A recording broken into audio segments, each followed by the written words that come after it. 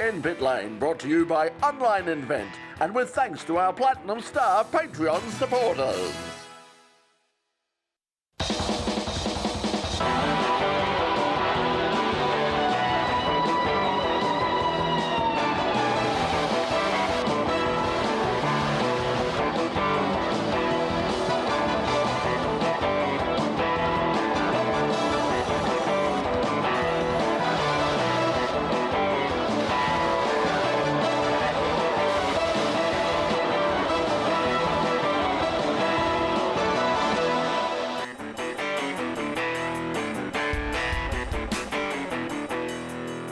Yes, hello everybody and welcome once again. The winter hibernation is over. It's the return of In Pit Lane. Tonight's sort of free practice one. This is sort of the show we do before we do the show. In Pit Lane coming to you now exclusively live every single week on the In Pit Lane YouTube channel. We decided to move away from Facebook. Not the best sort of video platform out there. So we've decided to move the program to every Tuesday night at 9 o'clock on the In Pit Lane YouTube channel, and we would really love you to like and subscribe. That would certainly help us out a great deal.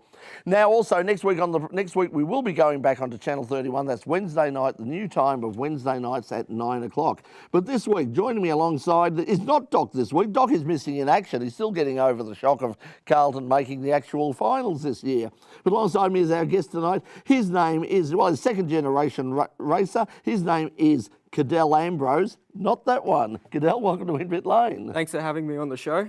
Do you? I imagine you get a bit of that, like, oh, Cadel Ambrose is. But your dad, of course, was a racer.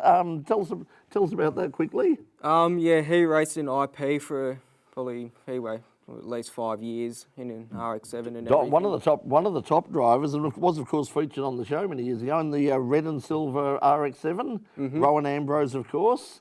So we'll catch up with you later because you've been, Cadel has been in action over the weekend at Sandown at the Toyota 86 series. Also, music, a very important part of In Pit Lane. Joining us tonight for something different, we'll have Sage Marie. She's going to join us, and an interesting choice of instrument for a young performer. You'll be seeing that in just a moment. But for right now, it has been a huge weekend of news. Had to cut a lot of it out. This is the In Pit Lane Motorsport News.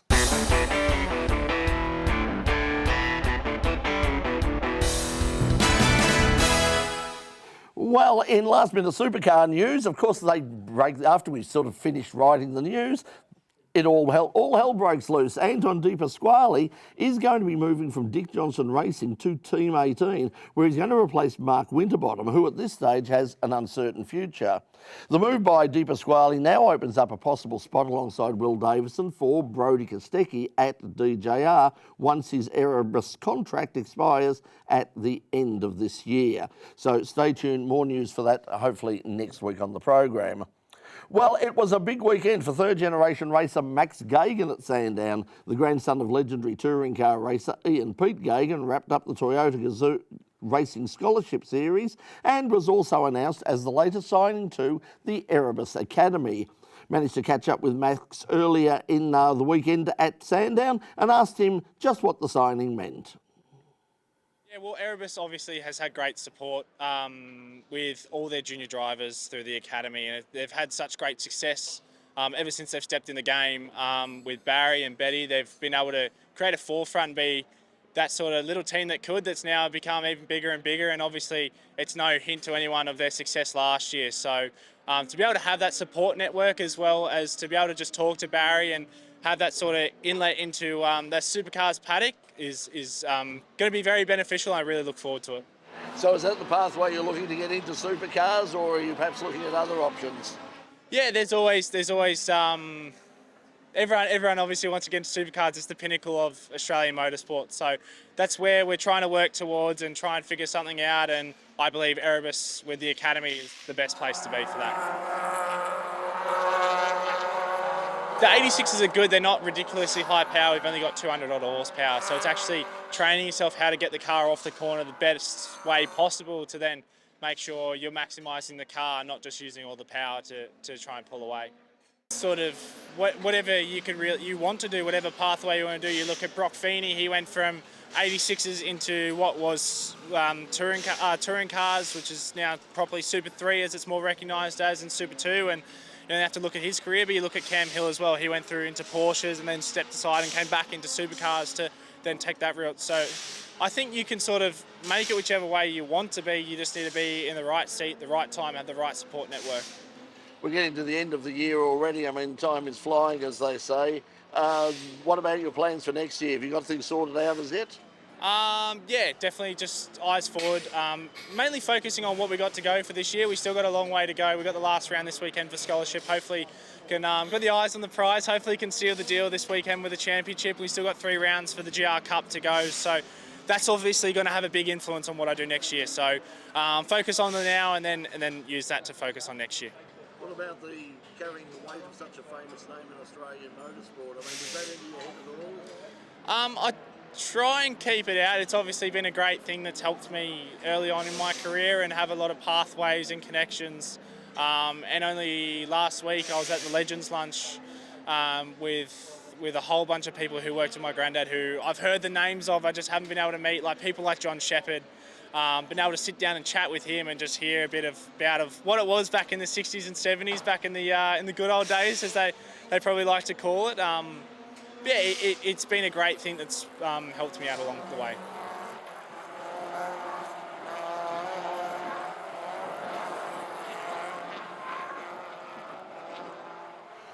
Well, the Toyotas weren't the only national series running at the State Series at Sandown last weekend, with Formula Ford and the sports sedans also joining the party.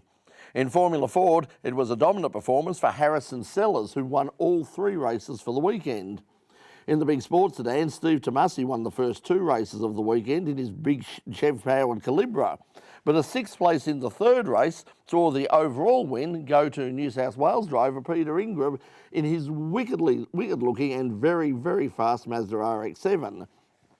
Be watching In Pit Lane next week as Peter Ingram talks about the car that aims to change the traditional Chev V8 domination of sports sedan racing. Well, further down the South Gippsland Highway, SRO Australia ran their first standalone meeting, the Phillip Island GT Festival. With only 3 categories on the card, the decision was made to throw open the gates and offer free admission. Turned out to be an inspired move, as big crowds made a day of it, lining the track to watch some close racing from some of the world's fastest and most desirable GT cars. It was a dominant weekend for the Ferraris in the GT World Challenge Australia races, with the team of Chaz Mostert and Liam Talbot winning the weekend outright, as they shared race wins with Arise Racing teammates Jackson Evans and Elliot Shute. Evans and Shute won Sunday's race 2 by less than 0.03 of a second, but a 9th place in race 1 cost them the outright points. Consistency saw the team BRM Audi of Alex Peroni and Mark Rosser finish 3rd overall. There was some great racing in GT4 as that class continues to grow. The weekend saw an overall win to the BMW team of Tim Leahy and Cody Bersher, who won both races on the weekend. It was a good weekend for Method Motorsport, with Lachlan Manif and Shane Smolin taking out the Pro-Am category in their Porsche Cayman, while Mark Griffith won the AM class in the AMG Mercedes. And we'll have more news later in the show as we check out Formula One and Indy cars. But when we return, we'll be joined by our guest alongside me, Cadel Ambrose. And we have some great live music coming up from Sage Marie. You're watching In Pit Lane, live on the In Pit Lane YouTube channel. Don't go away, we'll be right back. Phone ringing for your business with website development and SEO services from Online Invent. Visit onlineinvent.com.au. Yes, of course, thank you to Online Invent. If you're looking to take your online presence to the next level, then let me tell you about Online Invent. Online Invent have been in business since 2007, and in that time they've been the go-to team for a wide variety of businesses and personal clients wanting to make their mark online. From custom business websites and online stores to e-commerce solutions, Online Invent has you covered. They specialise in search engine optimisation to help you generate more leads, and their social media and digital marketing services can elevate your particular brand or product. But that's not all. Do you need custom online software? Well, they excel at building tailored systems for sales reps, point of sale systems, inventory management, even automated billing solutions. And let's not forget about their graphic design services, perfect for websites, business cards and other promotional materials. So whether you're just starting out or you have an established business, Online Invent can help you with all your web design and development needs.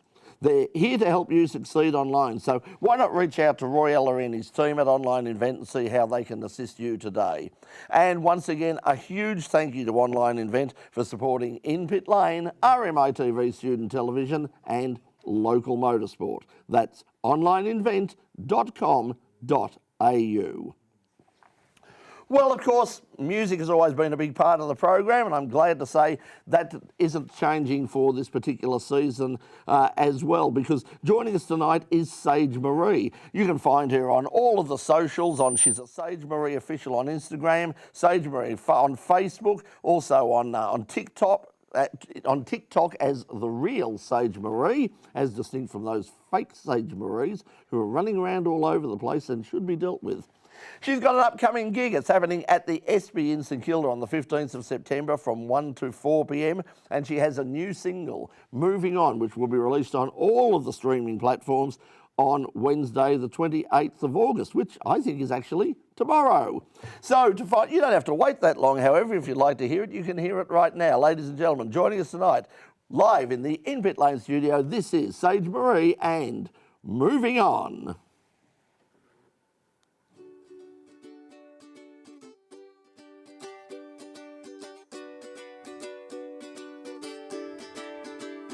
You've got nerve, I'll give it to you. Thinking you can come around, stuck in my profiles and commenting as you do. Thinking it will leave me blue, when all you're doing is digging yourself a hole and burying yourself alive. You like starting drama, I know you do. You've said it so many times. Maybe it's time for you to give in, 'cause you'll never get me back alive. 'Cause I'm moving on from my friendship. I'll never need you like you needed me. I'm happy now doing what I love, and you're still stuck in the past. Some people like that they'd seen you happy without you in their lives.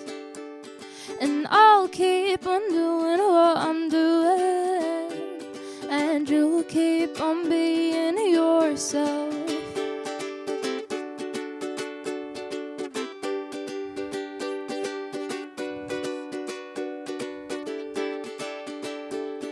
You've said a lot of things behind my back, and even to my face. I think they were threats, but I'm not sure, 'cause they didn't really make any sense. Then again, they could be compliments.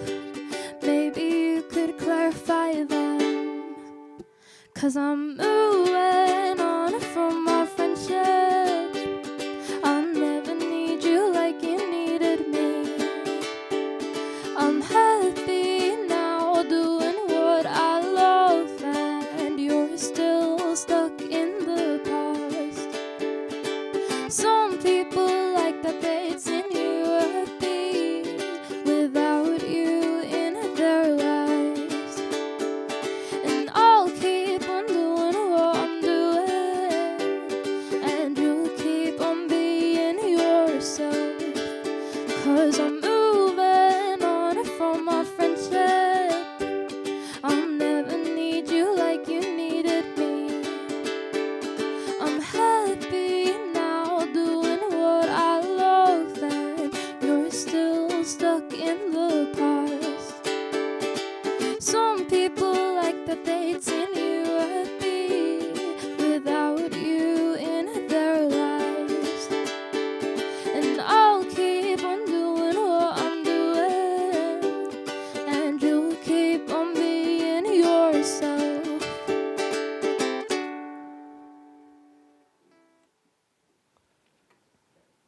Sage Marie, and moving on. And there's not too many people of her age who pick up and play the ukulele. Sage, what possessed you to take up ukulele? During the COVID lockdown, I was going insane, and I won a singing competition online, which I ended up getting a $50 voucher from. And I went to JB Hi-Fi and I bought myself a ukulele, and that's what started it all. Well, there you go. It was a great investment. Sage is going to join us a little bit later to play us out on the program, but for now, Sage Marie, thanks for joining us. Now we're going to just reset things here, and we're going to catch up with our guest tonight. Here's Cadel Ambrose. So when they're ready in at the control room, we'll fly into the next segment and our interview with Cadel.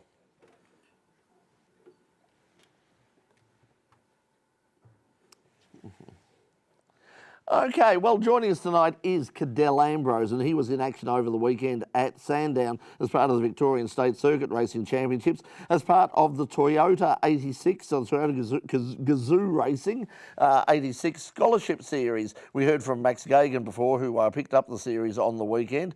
But Cadel is a defending champion in Excels here in Victoria, has a long experience in kart racing, and as well as that, of course, is a second-generation racer as the son of Rohan Ambrose, who dominated improved production racing for so many years here in Victoria. Cadel, welcome to In Pit Lane. Thank you for having me on. Now let's talk about the weekend first and foremost. Tell us how you think you went. Pace, it could have been better, but pace-wise, we had good pace all weekend. Qualified 5th, race 1, I think I was 8th. And then race 3 is where it all went backwards a bit after I was involved in an incident on lap 1, which unfortunately that brought us out of the race, but yeah. So tell us about how you got into the Toyota scholarship. I mean, tell us what it is first of all. I mean, we know the Toyota 86 series. The scholarship is something a little bit different. Tell us how you got involved in that. So there's 2 series of them. There's the main one, and the scholarship series is using the old cars from the last year and all the previous years since they've been racing them. And yeah, it's basically the stepping stone to the main series, and where you can learn how to drive them a bit more and just learn the racing a bit, and before you go and step up into the main thing. Now, it's not your first time in the larger cars, but like so many people, like most kids nowadays, I mean, you got your start in karting, I believe. Tell us about your karting career. Yeah, so my dad bought me a go-kart when I think I was 5 or 6. And what a nice dad he is. Yeah. And I was racing at Stony Creek, which is just a track outside. It's not really associated with anything until I was about 7 or 8, and I stepped up into the main thing. Raced go-karts then until I was 14. And after that, we bought an XL, did that for 2 years, and then ended up after that in the Toyota. So what did you learn from the XL? I mean, so many young people are sort of moving. The XLs were sort of, a bit like sort of HQ Holdens for a new generation, but they were sort of an affordable way to go racing for perhaps some, more amateur drivers. And then suddenly they've become this thing that so many successful young drivers are getting behind. And there's some serious money being spent on these things now, isn't there? Yeah, there's some people are selling cars now for 50 grand, which is up there for an XL, which crazy, is isn't it? like 10 grand new, but yeah. Yeah. So for somebody like you, I mean, how do people spend $50,000 on an XL? I don't know really. I don't think it's probably a bit steep for one really, but if you're looking for a car that's ready to go, all set up, and you got the money, then I suppose why not? But yeah. So what about as you say, the Toyotas? Their last year's car. Where did your car come from? How did you end up with that? Originally, we just bought a car that was kind of wasn't really up the front off of just one of my friends, and yeah, we spent a bit of time on that, getting it better, doing some test days, tuning in the setup a little bit, and yeah, that's what I used that car for 2 years. Won the state championship in that, and then over the last kind of year and a half, we've been building a new one, which I raced at Bathurst at the start of this year. So with the Toyota 86 Scholarship Series, how many rounds have you done so far? It was what, a 5-round series? Yes, it was a 5-round series, and I did 4. We skipped Queensland just because it was a long way away, and we didn't really have the money to get there. But yeah, I've done 5. I think I ended up 11th overall in the championship. So apart from Sandown, what tracks were you at? It started at Sydney, then it went to Tailem Bend, Phillip Island, Queensland, which I didn't do, and then Sandown was the final one. So how did you find Tailem Bend? Obviously a brand new circuit for pretty much everybody. I mean, they're all brand new circuits to you, but I mean, it's very much a state-of-the-art track. How did you find it? Yeah, it's a great place, a track. It's a surprisingly technical track, even though it's pretty flat. It's a long track. It's a very, very long track. Yeah, there's a lot of hard corners. There's a lot of good passing opportunities in it, and yeah. What's the secret to getting speed out of a Toyota 86? You just got to be smooth, and learning the brakes because they have ABS, and it's a bit different to any normal ABS. That explains, because I was down filming. The shots that we saw earlier, I was down filming on Friday down at down at Turn 1, and yeah, they were going. Some of the people were going very, very late, and I thought, wow, they're going in late. So they do have ABS. Yeah, they have ABS, which is it's good and bad. Sometimes it's very easy for it to come up with a fault on the dash. Then it's like 95% brake to the front. You have no brakes at all, which isn't ideal, but to say the least. Yeah, but yeah, it does help. It sort of takes the you can't lock. Obviously, it's ABS, so you can't lock up. So with the ABS system and all that, and the fact that you're running ABS, I mean, we, as I said, over the weekend at Phillip Island, we saw the GTs in action.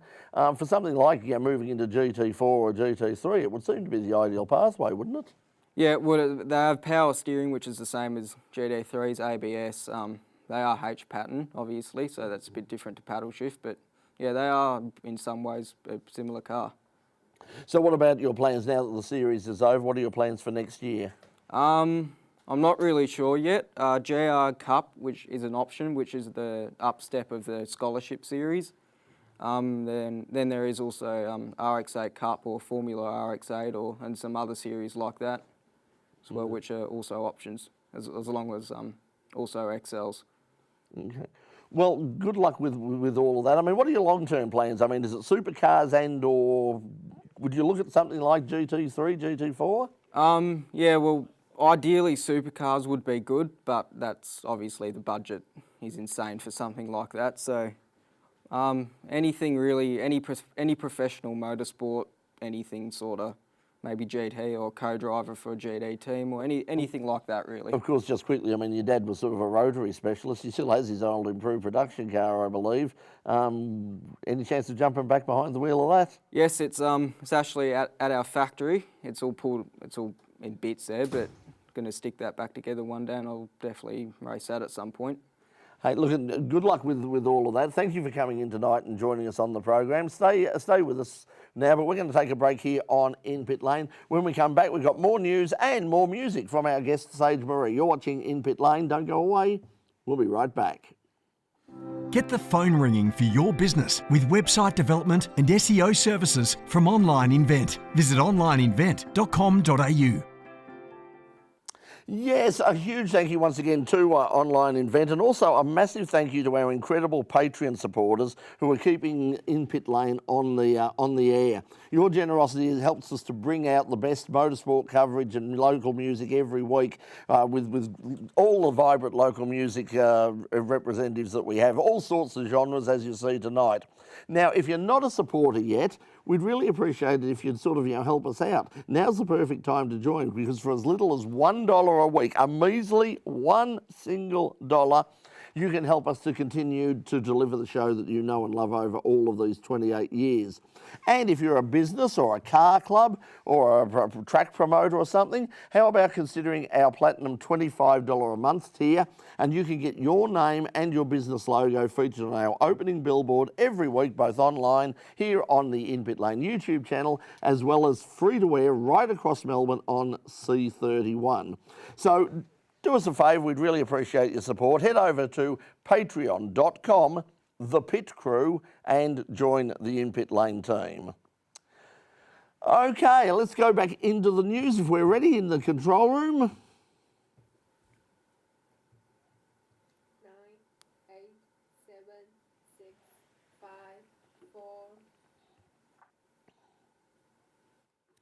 Welcome back to In Pit Lane. Well, further news from the world of supercars as Grove Racing announced that Troy Bundy, yay Bundy, has been appointed as their new Chief Executive Officer.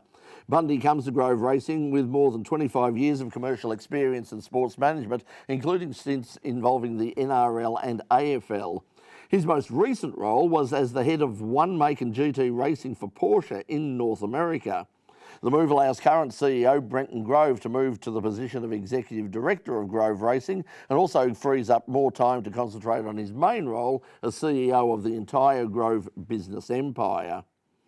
In Formula One, New Zealand driver Liam Lawson might find himself back in Formula One faster than expected, with rumours that he may replace Logan Sargent at Williams as soon as this weekend at Monza. However, there seems to be a last-minute fly in the ointment there. After Sargent suffered a big crash at Zandvoort, there's stories that at this stage, Williams are not happy with the deal that they've been offered by Red Bull, particularly the possibility that Liam Lawson could be dragged away from them at any stage should he be required by Red Bull. So last weekend of the Zandvoort Dutch Grand Prix saw another win to the McLaren of Lando Norris, leaving the team with at least the thin hope of him chasing down series leader Max Verstappen. Now, Norris himself is far less convinced, saying that at this stage, such talk was stupid. Meanwhile, it was a big weekend of racing in the USA with NASCAR at Daytona and the Indy cars at Portland. Australia's Will Power is back in contention for this year's IndyCar Series after a dominant race last weekend at Portland. Power started second on the grid but raced past pole sitter Santino Ferrucci to take the lead. It was a short race for Kiwi Scott Dixon, who was out of the race early after contact with Pietro Fittipaldi. Alex Palou moved into second, passing Ferrucci, while Fittipaldi had more drama, this time with Connor Daly. Romain Grosjean had a race to forget as he turned into a pinball after contact with Colton Herta and then Christian Rasmussen. No one could catch Power though, who won from Palou and Joseph Newgarden, the win. The race was action-packed from start to finish with 16 different leaders and 40 lead changes. Only 5 cars crossed the finish line without being involved in some sort of accident. A 14-car crash on lap 61 took out several front runners, including pole sitter Michael McDowell, Joey Logano, Justin Haley and championship points leader Tyler Reddick. Shane Van Gisbergen ran up in the top 10, but his race ended in a cloud of smoke when his engine failed on lap 86. The race's final drama unfolded with just 2 laps remaining, when an accident forced the overtime period. Austin Cindric's car made contact with Josh Berry, sending Berry's car airborne in a spectacular crash. Fortunately, Berry emerged unscathed. And that was the In Pit Lane news for this week. We'll, of course, have more news next week. Now, before we head out tonight, I just want to say thank you to everybody for tonight. It's been quite chaotic tonight. We've first show back after a long break. We've some of our regular crew. I mean, we've got RMITV has productions happening everywhere at the moment, and we're sort of a bit thin on the ground, but we've got a lot of new people joining us tonight and people in roles that they normally don't fill. So once again, thank you, everybody, for getting everything together. We really do appreciate it. Now, as I said, next week we will be back on Channel 31 at the new time of Wednesday night at 9 o'clock for the edited version of In Pit Lane. That's sort of the safe for kiddies version, the family-friendly version of In Pit Lane, not the shit you're seeing now, which is much more fun. Now, but if you want to see that, if you want to see all the stuff with all of the real stuff, then be watching on the In Pit Lane YouTube channel every week, 9 o'clock Melbourne time, and you can watch In Pit Lane live. But right now, to play us out tonight, we saw her a little bit earlier. Sage Marie is going to join us again. Remember, she's at the ESPY on the 15th of September from 1 till 4 p.m. She's also got her new single, which you heard before, coming out tomorrow. But right now, she's going to play us out with, well, something that people have been telling me now for probably 50 odd years or more. Grow up. This is Sage Marie and Grow Up.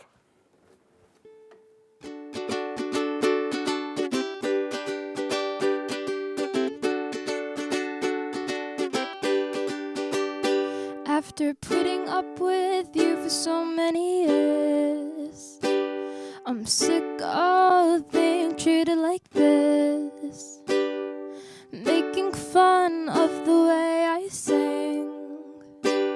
Well, at least I'm better than you. I'm not gonna let you bring me down. I'm holding on to my crown. Maybe it's time for you to grow up. Stop acting like such a damn child, crying all your crocodile tears. I just think it's quite pathetic. I'm done with your fake apologies. Sick of holding open my doors, letting you strut back in and ruin everything again. I'm not gonna let you bring me down. I'm holding on to my crown. Maybe it's time for you to grow up. Stop acting like such a damn child, crying all your crocodile tears. I just think it's quite pathetic. Put our friendship on the line. I've given you so many tries. I've finally had enough. I'm putting my foot down. I'm not gonna let you bring me down. I'm holding on to my crown. Maybe it's time for you to grow up. Stop acting like such a damn child, crying all your crocodile tears. I just think it's quite pathetic. I'm not gonna let you bring me down. Maybe you should grow up. Stop acting like a child.